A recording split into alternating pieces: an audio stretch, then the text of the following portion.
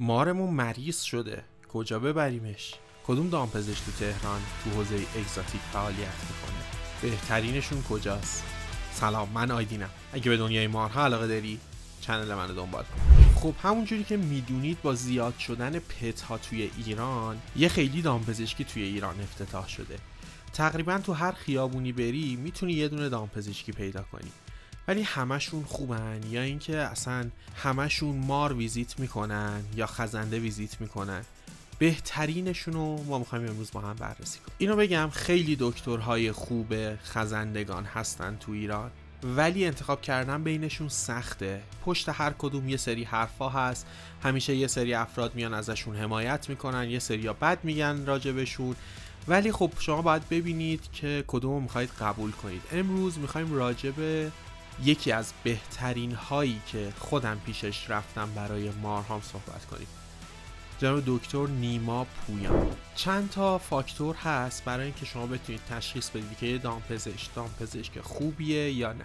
اولین گزینه تعداد بیمارهای برگشتی اون دامپزشکه.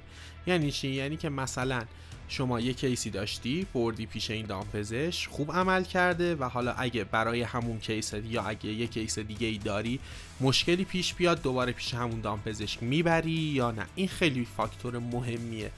این نشون میده که اون فرد چقدر رضایت داشته از اون دامپزشک. از اونجایی هم که خیلی دامپزشک الان زیاده، واسه همین این میتونه فاکتور خیلی مهمی باشه. دومین فاکتور مهارت عملی اون دامپزشکه و این مهارت عملی اینجوریه که شما باید ببینید این دامپزشک به غیر از اون درسی که خونده چقدر میتونه خوب عمل کنه، یعنی اون چیزایی که بلده رو چقدر میتونه خوب و بجا استفاده کنه. این هم نکته خیلی مهمیه.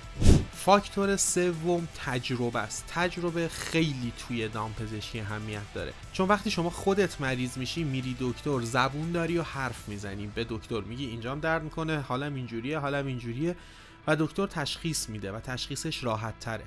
ولی وقتی پای دامپزشک وسط میاد اینجوریه که اون حیوان زبون نداره، فقط یک سری علائم داره و دکتر تشخیصش خیلی سخت تره. واسه همین تجربه خیلی به کار میاد. اینم یکی از اساسی ترین فاکتور هست. فاکتور بعدی که توی خزندگان خیلی مهمه که به همون تجربه هم ربط پیدا میکنه اینه که اون دکتر خودش تجربه نگهداری از خزندگان رو داشته باشه یا نه. این فاکتور انقدی مهمه که شما یه سری از مشکلاتی که پیش میاد برای نگه دارنده و حیوان، مشکلات بد نگه داشتن در واقع.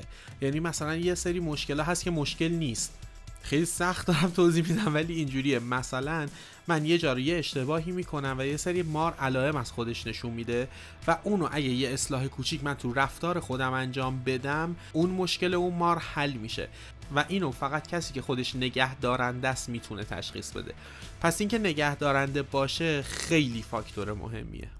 خب توی این چند تا فاکتور تنها کسی که من تونستم بهش اعتماد کنم و حیوان خودم ببرم پیشش دکتر نیما پویان بودن و واقعا تجربه خوبی داشتم از رفتن پیش ایشون. هم آدم بسیار خوش اخلاقیه، همه سوالاتون رو جواب میده و تا اونجایی که من میدونم و کیس خودم رو پیشش بردم خیلی خوب مداوا شده و مشکلی براش پیش نیومده در این حین. حالا نظرات مختلفی راجع به ایشون هست که من نمیخوام بهشون بپردازم. من تجربه شخصی خودم رو باهاتون به اشتراک گذاشتم توی این ویدیو و نکته خیلی مهمی که ایشون داشتن این بود که من هر موقع از شبانه روز که مشکلی برام پیش میومد ایشون این اجازه رو به من داده بود که باهاشون تماس بگیرم و سوال خودم رو بپرسم و این قضیه فالو آپ کردن بیمار رو کاملا ایشون داشتن. یعنی مشکل کیس منو همواره در حال پیگیری بودن و حالش رو از من میپرسیدن که چه جوریه، به کجا رسید، اگه مشکلی داشت تماس بگیر و همه اینا باعث میشه شما یه تجربه خوبی از دامپزشکی داشته باشید و سری بعدم با خیال راحت حیوانتون رو ببرید پیشش. از اونجایی هم که حوزه اگزاتیک و حالا حوزه خزندگان خیلی کمه دامپزشکی که شما بتونید بهش اعتماد کنید توی ایران و ببرید پیششون،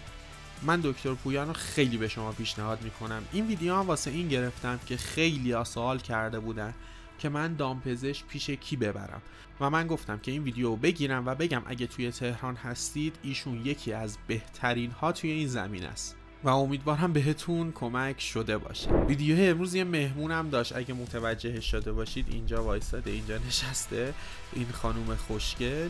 اگه میخواید این خانوم خوشگل رو بیشتر بشناسید و بقیه مارهای منم بشناسید، ویدیوهای این بغل نگاه کنید.